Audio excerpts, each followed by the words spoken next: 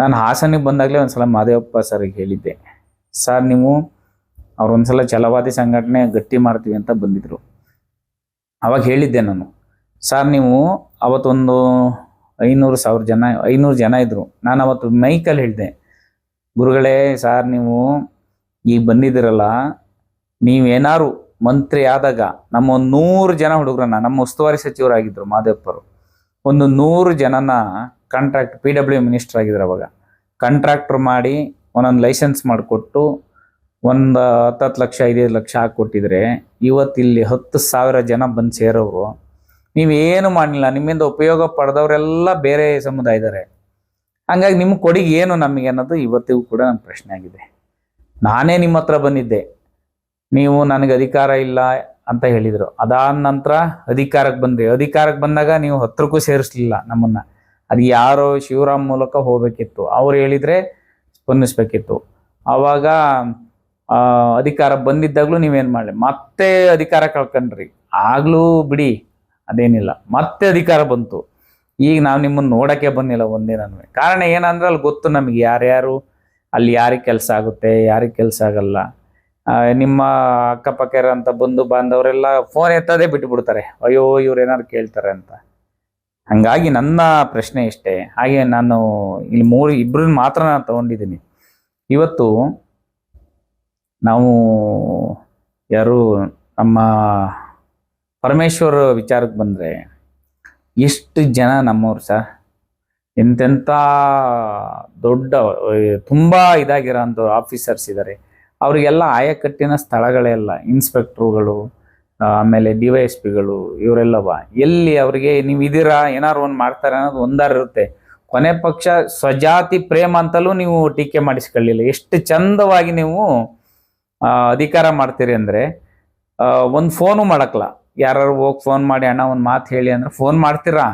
ಮಾಡಲ್ಲ ಅಂತ ಏನಿಲ್ಲ. ತಗೊಳಪ್ಪ ಅವ್ರು ಯಾರು ನೋಡು SP ಅಂತೇಳಿ ಮುಗೀತು ಅಷ್ಟೇ, ಕ್ಲೋಸು. ಮತ್ತೇನು ಮಾಡ್ತೀರಾ? ದಲಿತರ ಮೇಲೆ ನಿರಂತರವಾಗಿ ದೌರ್ಜನ್ಯ ನಡೀತಾನೆ ಇದ್ದಾವೆ, ಊರಿಂದ ಬಹಿಷ್ಕಾರ ಹಾಕ್ತಾನೆ ಇದ್ದಾವೆ.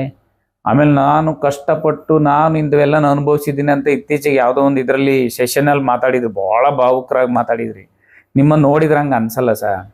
ನೀವು ಯಾವ ಥರದಲ್ಲಿ ನೀವು ದಲಿತ ಅಂತ ನನಗೆ ಇವತ್ತರೆಗೂ ಗೊತ್ತಾಗಿಲ್ಲ ಉಪಮುಖ್ಯಮಂತ್ರಿಗಳೇ.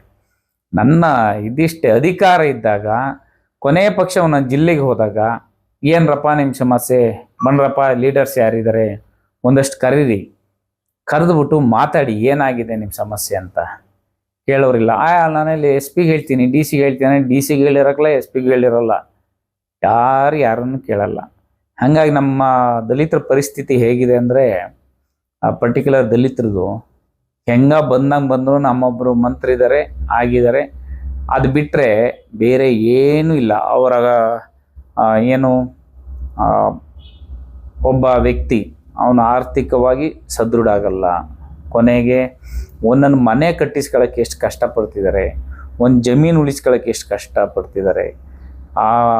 ಯಾರು ಬಂದು ದಲಿತರ ಜಮೀನಲ್ಲಿ ಎಷ್ಟು ಜನ ಉಳ್ತಾ ಇದ್ದಾರೆ, ಅದನ್ನು ಬಿಡಿಸ್ಕೊಳ್ಳಿ ಅಂದರೆ ಯಾರು ರಕ್ಷಣೆ ಕೊಡಲ್ಲ. ಅಂಥ ಪರಿಸ್ಥಿತಿ ನಾವು ಬಂದಿದ್ದೀವಿ. ಹಿಂಗಿರುವಾಗ ನಾವು ಯಾಕೆ ನೀವು ನಮ್ಮ ಮಂತ್ರಿ, ದಲಿತ ಮಂತ್ರಿ, ದಲಿತ ಸಮುದಾಯ, ನೀವು ಯಾಕೆ ಅದನ್ನ ಕ್ಲೈಮ್ ಮಾಡ್ತೀರ ನಮಗೆ ಇನ್ನೂ ಗೊತ್ತಾಗ್ತಾ ಇಲ್ಲ. ನೀವು ಗೆದ್ಕ ಬರ್ತಿರೋದು ಕೂಡ ಎಲ್ಲವೂ ಕೂಡ ರಿಸರ್ವೇಷನಲ್ಲೇ. ನೀವು ರಿಸರ್ವೇಷನ್ ಇಲ್ದಲೇ ಪಾಪ ನಮ್ಮ ರಾಜಣ್ಣ ಒಬ್ಬರು ಗೆಲ್ತವ್ರೆ, ಅವರು ವಾಲ್ಮೀಕಿ ಸಮುದಾಯ, ಅವರು ಹಾಸನ ಮಂತ್ರಿ ಆಗಿದ್ರು. ಹಾಸನ ಮಂತ್ರಿ ಆದಾಗ ನೀವು ನಂಬ್ತೀರಾ ಬಿಡ್ತೀರಾ, ವಾಲ್ಮೀಕಿ ಸಮುದಾಯವನ್ನು ಎಷ್ಟು ಚೆನ್ನಾಗಿ ಬಳಸ್ಕೊಂಡ್ರು, ಅವ್ರಿಗೆ ಏನೇನು ಒಳ್ಳೇದು ಮಾಡಿದ್ರು ಅನ್ನೋದು ನನಗೆ ಚೆನ್ನಾಗಿ ಗೊತ್ತು. ನಾವು ಹೋಗಿದ್ದೀವಿ, ಯಾವತ್ತೂ ಅವ್ರು ತಾರತಮ್ಯ ಅಂತೂ ಮಾಡಿಲ್ಲ. ಆದರೆ ಪರ್ಟಿಕ್ಯುಲರ್ ಆಗಿ ಆ ಸಮುದಾಯಕ್ಕೆ ಎಷ್ಟು ಮಹತ್ವ ಕೊಟ್ಟಿದ್ರು ಅನ್ನೋದನ್ನು ನನಗೆ ಗೊತ್ತದು. ಅದು ದಾಖಲೆ ಸಮೇತ ಕೊಡ್ತೀನಿ. ಆದರೆ ನೀವೇನು ಮಾಡ್ತೀರಿ? ನೀವೊಂದು 2 ಜನ ಇದ್ದೀರಾ ಮಂತ್ರಿಗಳು ನಮಗೆ ನೋಡೋದಕ್ಕೆ. ಇನ್ನು ಪ್ರಿಯಾಂಕಾ ಖರ್ಗೆ ಅವ್ರು ಬಿಡಿ, ಅವ್ರದ್ದು IT BT ಆ್ಯಂಡ್ ಗೃಹ ಸಚಿವರಾಗಿದ್ದಾರೆ. ಅವ್ರದ್ದೇ ಬೇರೆ ಥರದ್ದೇ ರಾಜಕಾರಣ. ಅವರ ತಂದೆ ದೊಡ್ಡ ಇವರು, ಅವ್ರು ಡೆಲ್ಲಿಲಿ ಇರ್ತಾರೆ. ನಾವು ಅವ್ರಿಗೆ ಈ ವಿಚಾರ ಎಲ್ಲ ಮಾತಾಡೋಕ್ಕಾಗಲ್ಲ. ಯಾಕೆಂದರೆ ಮಾದೇವಪ್ಪರು ಚಳವಳಿಯಿಂದ ಬಂದವರು, DSS ಅಲ್ಲಿ ಇದ್ದವರು ಅಂತವರು. ಹಾಗೆ ಪರಮೇಶ್ವರು ಹಿಂದೆಯಿಂದನೂ ಕೂಡ ಅವ್ರ ಬಗ್ಗೆ ಒಂದು ದೊಡ್ಡ ಗೌರವ ಇದೆ. ಅವ್ರದ್ದೇ ಆದಂಥ ಕಾಲೇಜು ದೊಡ್ಡ ಇದು, ಅವರ ತಂದೆ ಇವರು ಫಾರಿನ್ನಲ್ಲಿ ಇಲ್ಲೆಲ್ಲ ಮೊನ್ನೆ ಒಂದಿಷ್ಟು ಓದಿದ್ರು. ಅವ್ರ ಕ್ಲಾಸ್ಮೇಟ್ಸ್ಗಳೆಲ್ಲ ಇದ್ದಾರೆ ಒಂದಷ್ಟು ಜನ. ಮಹಾದೇವಪ್ಪರ ಹತ್ರ ಅಲ್ಲ, ಇದು ಪರಮೇಶ್ವರ್ ಹತ್ರ ಅವ್ರ ಕ್ಲಾಸ್ಮೇಟ್ಸ್ಗಳೆಲ್ಲ ಈ ಕಡೆ ಭಾಗದ ಬೇರೆ ಇತರೆ ವರ್ಗದ ಜನರು ಆರಾಮಾಗಿ ಹೋಗಿ ಮಾತಾಡ್ಬರ್ತಾರೆ.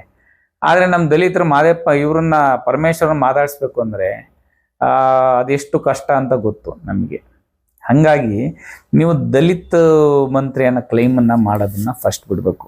ಹಾಗೆ ನಮ್ಮ ಜ್ಞಾನಪ್ರಕಾಶ್ ಸ್ವಾಮೀಜಿ ಇದ್ದಾರಲ್ಲ ಸರ್, ನೀವು ದಲಿತರ ಪರವಾಗಿ ತುಂಬ ಕೆಲಸ ಮಾಡಿದ್ದೀರಾ, ಹೇಳ್ತೀರಾ, ಒಂದು ಮಾತಾ ಎಲ್ಲ ಹೇಳ್ತೀರಾ. ಆದರೆ ಬ್ಲೈಂಡಾಗಿ ಹೇಳ್ಬೇಡಿ ಸ್ವಾಮಿ. ಅವ್ರು ಮಾಡದೇ ಇದ್ದಾಗ ಅವ್ರನ್ನು ಟೀಕೆ ಮಾಡಿ ನೀವು. ಮಹಾದೇವಪ್ಪ ಆಗಲಿ, ಪರಮೇಶ್ವರ ಆಗಲಿ, ಖರ್ಗೆ ಆಗಲಿ, ಎಲ್ಲರಿಗೂ ಈಗ ಇರೋರು ಬಲಗೈ ಸಮುದಾಯಕ್ಕೆ ನೀವೊಬ್ಬರು ಸ್ವಾಮೀಜಿ ಅಂತ ಇದ್ದೀರಾ. ನಾವು ಅದನ್ನ ನಂಬೋರು ನಂಬ್ತಾರೆ, ನಮ್ಮದೇ ಇದ್ದಾರೆ, ಅವರ ಇದಕ್ಕೆ ಬಿಟ್ಟಿದ್ದು. ಕೆಲವರು ಬುದ್ಧಿಸ್ಟು ಅವ್ರು ಯಾವ ಸ್ವಾಮೀಜಿ ಅಂತಾರೆ, ಇಲ್ಲ ಅವ್ರು ಬುದ್ಧಿಸ್ಟ್ ಆಗಲಿ ಅಂತಾರೆ.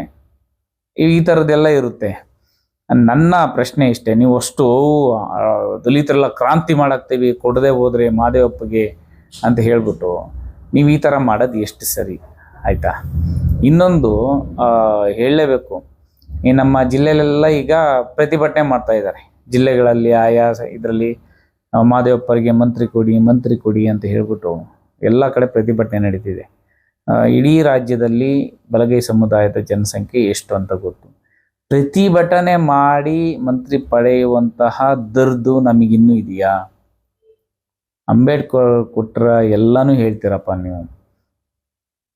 ನಿಮ್ಮ ಶಕ್ತಿ ಸಾಮರ್ಥ್ಯದಿಂದ ನೀವು ಆಗಬೇಕು ಮಹಾದೇವಪ್ಪರೇ. ಆದರೆ ನಾವೆಲ್ಲ ಬಂದು ಎದ್ದು ಕೂತ್ಕೊಂಡು CM ಮುಂದೆ ಮನೆ ಮಾಡೋದಕ್ಕೆ, ಮನೆ ಹತ್ರ ಕೂತ್ಕೊಂಡು ದೊಡ್ಡ ಗಲಾಟೆ ಮಾಡೋದಕ್ಕೆ ಅಥವಾ ಇದಕ್ಕೆ ನಿಮ್ಗೆ ಕೊಡಲೇಬೇಕು ಅಂತ ಪಟ್ಟೆ ಉಪವಾಸ ಕೂತ್ಕೊಳ್ಳೋಕ್ಕೆ ನೀವು ಏನು ಮಾಡಿದಿರಿ ಸಾಮೂಹಿಕವಾಗಿ ಹೇಳಿ?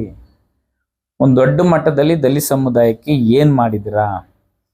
ಆ ಕಾಲಕ್ಕೆ ದಿವಂಗತ ಬಸವಲಿಂಗಪ್ಪನವರು ಏನೇನು ಕ್ರಾಂತಿಕಾರಿ ಬೆಳವಣಿಗೆ ಮಾಡಿದ್ರು ಎಲ್ಲರಿಗೂ ಗೊತ್ತು. ನನಗೆ ಇದು ಬೇಡ ಅಂತೇಳಿ ರಾಜೀನಾಮೆನ ಎಸೆದು ಬಂದವರು ಅವರು. ನೀವು ಅದನ್ನು ಮಾಡಬೇಕು.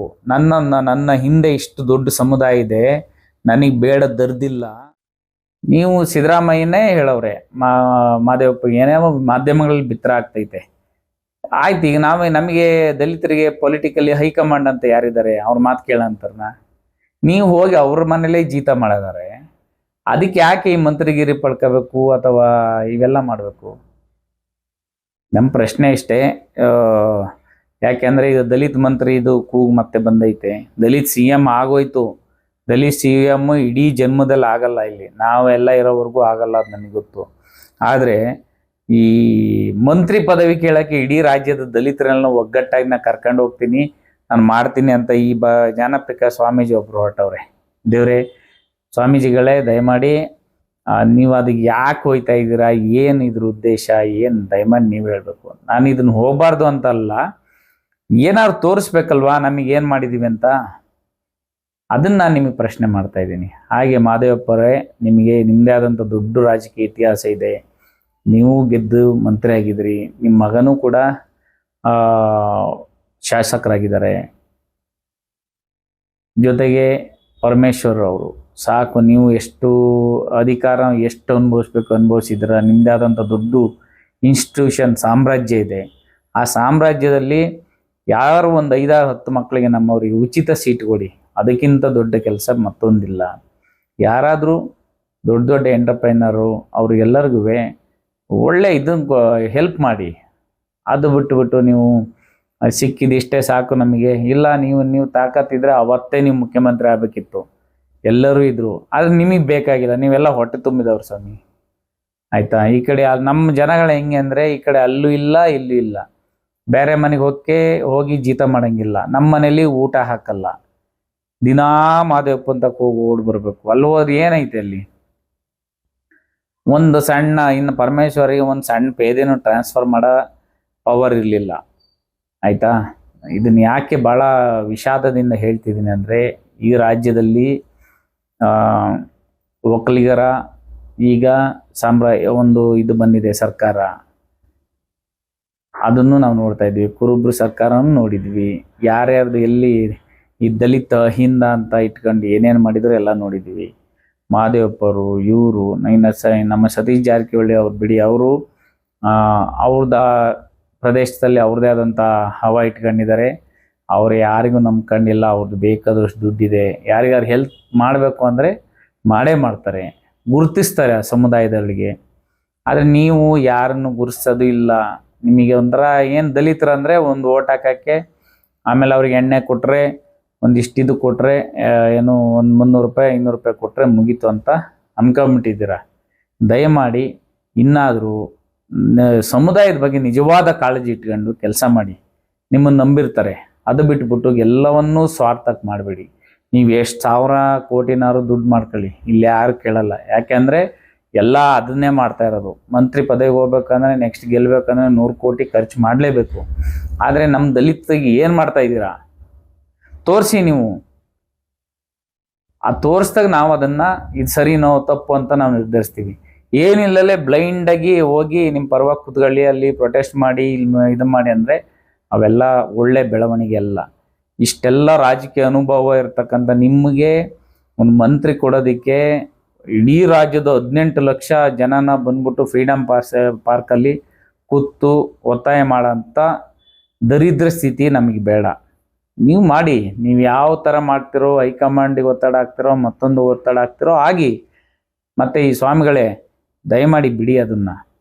ಇನ್ನೊಬ್ಬರು ಪೊಲಿಟಿಷಿಯನ್ಸ್ ಹಿಂದೆ ಹೋಗಿ ನೀವು ಅವರೇನೋ ಕೂಡ ಒಂದಿಷ್ಟು ಇದಕ್ಕೋ ಅಥವಾ ಏನಕ್ಕೋ ಮಾಡ್ಕೊಂಡು ನಿಮ್ಮ ಇದನ್ನು ನೀವು ಹಾಳು ಮಾಡ್ಕೋಬೇಡಿ. ನಿಮಗೆ ಆದಂಥ ಒಂದು ದೊಡ್ಡ ಗೌರವ ಇದೆ, ನಿಮಗೆ ರಾಜಕಾರಣ ಬೇಡ. ಆಗೋಣ, ದಲಿತರು ದೌರ್ಜನ್ಯ ಆದಾಗ ಅಲ್ಲಿಗೆ ಬನ್ನಿ, ಅಲ್ಲಿ ಕೇಳಿ. ಈ ಮಂತ್ರಿ ಕೊಡಿ, ಇದು ಕೊಡಿ, ಕ್ಯಾಬಿನೆಟಲ್ಲಿ ಸ್ಥಾನ ಕೊಡಿ, ನಮ್ಮ ಇವರು ಇವೆಲ್ಲ ಬೇಡ ಸರ್. ಅವ್ರು ಮಾಡ್ಕೋತಾರೆ, ಅವ್ರು ಹೆಂಗೆ ಗೆದ್ದು ಬಂದಿರ್ತಾರೋ ಹಂಗೆ ಮಾಡ್ಕೋತಾರೆ. ದಯಮಾಡಿ ಸ್ವಾಮಿಗಳೇ, ಏನು ನೀವು ಹೇಳಿದ ತಕ್ಷಣ ಇಡೀ ಜನ ಎಲ್ಲ ಬಂದು, ದಲಿತರೆಲ್ಲ ನಿಮ್ಮ ಮುಂದೆ ಯಾರು ಬಂದು ದೊಡ್ಡ ಬೆಂಬಲ ಕೊಡಲ್ಲ. ಅವರು ಕೆಪಾಸಿಟಿ ಇದೆ, ಮಾಡ್ಕೋತಾರೆ. ಹಾಗಾಗಿ ಬಂಧುಗಳೇ, ನಾವು ದಲಿತರು ಯಾವಾಗಲೂ ಕೂಡ ಇಂಥವಕ್ಕೆ ನಮ್ಮ ಸಮಯನ ವ್ಯರ್ಥ ಮಾಡ್ಕೊಳ್ದಲೆ ನೋಡಿ ಯಾರು ಸರಿ ಇದ್ದಾರೆ, ಯಾರು ಸರಿ ಇಲ್ಲ, ನಿಮಗೆ ಜಡ್ಜ್ ಮಾಡೋ ಕೆಪಾಸಿಟಿ ಇದೆ. ಹಾಗಾಗಿ ಎಲ್ಲವನ್ನೂ ಬ್ಲೈಂಡಾಗಿ ನಂಬೇಡಿ. ಅವ್ರಿಗೆ ಏನು 500 ರೂಪಾಯಿ, 1 ಕ್ವಾರ್ಟರ್ ಎಣ್ಣೆ ಇಲ್ಲಿಂದ ಬಸ್ ಮಾಡಿಕೊಡ್ತಾರೆ, ಸ್ಟ್ರೈಕಿಗೆ ಹೋಗ್ತೀರಾ ಬರ್ತೀರಾ. ಆದರೆ ಇವ್ರದ್ದು ನೀವು ಈಗ ಕೆಲಸ ತಗೊಳ್ಳಿ. ನೀವು ಯಾಕೆ ಸಾವಿರಾರು ಕೋಟಿನ ಕೊಡ್ತಾರಲ್ಲ, ಆಗ ಎಲ್ಲರಿಗೂ ಒಂದು 5 ಲಕ್ಷ 10 ಲಕ್ಷ ಈ ಥರ ಕೆಲಸ ಕೊಡಲಿ. ನಮ್ಮಲ್ಲೂ ಉದ್ಯಮಿಗಳಾಗಲಿ, ನಮ್ಮ ಹುಡುಗರು ದುಡ್ಡು ಮಾಡಲಿ, ಇವನ್ ಮಾಡಿ. ಅದನ್ನು ಬಿಟ್ಬಿಟ್ಟು ನಿಮಗೆ ಬೇಕಾದ ಮಾತ್ರ ದಲಿತ ಇದನ್ನು ಹೊಡೆದು ಇನ್ನು ಬಾಕಿ ಟೈಮಲ್ಲೆಲ್ಲ ನಮ್ಮನ್ನು ನಿರ್ಲಕ್ಷ್ಯ ಮಾಡೋಂಥದ್ದು, ಅಯ್ಯೋ ಬಿಡ್ರಿ ಅನ್ನೋದು, ಇವೆಲ್ಲ ಬೇಡ. ಹಾಗಾಗಿ ಮಾದೇವಪ್ಪರೇ, ನಿಮಗೆ ಕೆಪಾಸಿಟಿ ಇದೆ, ದೊಡ್ಡ ಮಟ್ಟದಲ್ಲಿ ಲಾಬಿ ಮಾಡಿ ಮಂತ್ರಿಯಾಗಿ. ಹಾಗೆ ಪರಮೇಶ್ವರ್ ಬಿಡಿ, ಅವರು ಉಪಮುಖ್ಯಮಂತ್ರಿ ಇದ್ದಾರೆ, ಅವ್ರಿಗೆ ಇಲ್ಲ ಅಂದರೂ ಕೊಡ್ತಾರೆ. ಅವರಿಗೆ ಅವ್ರದ್ದು ಅಷ್ಟೊಂದು ಕೆಪಾಸಿಟಿ ಇದೆ, ಅವ್ರು ಮಾಡ್ತಾರೆ. ಮತ್ತು ಆದರೆ ಸ್ವಾಮೀಜಿಗಳು, ನೀವು ಜನಕ್ಕೆ ತಿಳುವಳಿಕೆ ಹೇಳೋಂಥವ್ರು, ನಿಮ್ಮ ಅಪಾರ ಅಭಿಮಾನಿಗಳಿದ್ದಾರೆ, ಅವ್ರಿಗೆ ನೀವು ಹೆಸರು ತರಬೇಕು ಅಂದರೆ, ಅವರು ನಿಮ್ಮನ್ನು ನಂಬಬೇಕು ಅಂದರೆ, ಈ ಚಿಲ್ಲರೆ ಇದು ಚಿಲ್ಲರೆ ಬುದ್ಧಿಗಳು ಮಾಡ್ತಾರಲ್ಲ, ಅವ್ರ ಜೊತೆ ಹೋಗ್ಬಿಡಿ. ನಿಜವಾದ ಜಿನೈನ್ ಇಶ್ಯೂಗೆ ಹೋಗಿ. ಮಂತ್ರಿ ಪದವಿ ಕೊಡಿಸ್ಬೇಕಂತ ನೀವು ಹೋಗಿ ಅಲ್ಲೆಲ್ಲೋ ಕೂತ್ಕೊಳ್ಳೋದು ನಮಗಂತೂ ಒಳ್ಳೆಯದಾಗಿ ಕಾಣಿಸಲ್ಲ. ನೀವೆಲ್ಲವನ್ನು ಮೀರಿದವರು ನಮಗೆ ಗೊತ್ತು. ಹಾಗಾಗಿ ನಿಮ್ಮ ಜವಾಬ್ದಾರಿಗೆ ಅರಿತು ನೀವು ಮಾತಾಡಿ. ಏನೇನೋ ಬಾಯಿ ಬಂದಂಗೆ ಮಾತಾಡಬೇಡಿ. ನಿಮ್ಮಿಂದ ಎಲ್ಲ ಸಮುದಾಯ ಐತೆ ಅಂತ ಅನ್ಕೋಬೇಡಿ. ನೀವು ಪ್ರಜ್ಞಾವಂತರು ನಿಮ್ಮನ್ನೂ ವಿಮರ್ಶೆ ಮಾಡೋ ಅಂಥದ್ದು, ಟೀಕೆ ಮಾಡೋ ಅಂಥದ್ದು ಇಲ್ಲಿ ಬಾಬಾ ಸಾಹೇಬ್ ಅಂಬೇಡ್ಕರ್ ಅವರು ಕಲಿಸ್ಕೊಟ್ಟಿದ್ದಾರೆ, ಆಯಿತಾ. ಹಾಗಾಗಿ ಇದನ್ನು ಹೇಳಬೇಕು ಅಂತ ಭಾಳ ದಿನದಿಂದ ಇತ್ತು, ಇದನ್ನು ಹೇಳ್ತಾ ಇದ್ದೀನಿ. ತೀರಾ ಎಲ್ಲರನ್ನೂ ತಪ್ಪಿಸೋಕೆ ಹೋಗಬೇಡಿ. ಅಷ್ಟೇ ನನ್ನ ಇವತ್ತಿನ ಈ ವಿಡಿಯೋದು ಮುಖ್ಯಾಂಶ. ಹಾಗಾಗಿ ತಮ್ಮೆಲ್ಲರಿಗೂ ನಾನು ಮತ್ತೊಮ್ಮೆ ವಂದಿಸುತ್ತಾ, ಯೋಚಿಸಿ. ಅಂಬೇಡ್ಕರ್ ಹೇಳಿದ್ದಾರೆ, ಪ್ರಶ್ನಿಸದೆ ಯಾವುದನ್ನು ಒಪ್ಕೋಬೇಡಿ ಅಂತೇಳಿ. ಬುದ್ಧ ಹೇಳಿದ್ದಾರೆ. ಹಾಗಾಗಿ ನಮ್ಮ ಹೋರಾಟ ನಿರಂತರವಾಗಿರುತ್ತೆ. 5 ವರ್ಷಕ್ಕೆ ಬರೋ ಸರ್ಕಾರಕ್ಕಾಗಿ ನಾವೆಲ್ಲ ಬದುಕ್ತಿಲ್ಲ, ನಮ್ಮವೇ ಬೇರೆ ಬೇರೆ ಇದೆ. ಒಂದು ಲಾಂಗ್ ಜರ್ನಿ ಇದೆ ಇದು. ಹಾಗಾಗಿ ಇದ್ರ ಬಗ್ಗೆ ಏನಾದ್ರು ಇದ್ದರೆ ನೀವು ಕಾಮೆಂಟ್ ಮಾಡ್ಬೋದು. ಮತ್ತು ಇಲ್ಲಿ ಕೆಲವರು ಟೀಕೆ ಟಿಪ್ಪಣಿ ಎಲ್ಲ ಮಾಡ್ಬೋದು, ಅದಕ್ಕೇನು ನಾನು ತಲೆ ಕೆಡಿಸ್ಕೊಳ್ಳಲ್ಲ. ಯೋಚನೆ ಮಾಡಿ ಯಾರಿಗೆ ಏನು ಮಾಡಬೇಕು, ಅಥವಾ ಕನಿಷ್ಠ ನಮ್ಮದೊಂದು ಆಕ್ರೋಶ, ಅಥವಾ ಯಾಕೆ ನಾವು ಇದು ಮಾಡ್ತೀವಿ ಅನ್ನೋದನ್ನು ಚರ್ಚೆ ಮಾಡೋಣ. ಚರ್ಚೆ ಮಾಡಿ ನಂತರ ತೀರ್ಮಾನ ಮಾಡಿ. ಹಾಗಾಗಿ ನನ್ನ ಈ ವಿಡಿಯೋನ ಇಲ್ಲಿಗೆ ಮುಗಿಸ್ತಾ ಇದ್ದೀನಿ. ಎಲ್ರಿಗೂ ಧನ್ಯವಾದ. ಜೈ ಭೀಮ್, ಜೈ ಅಂಬೇಡ್ಕರ್.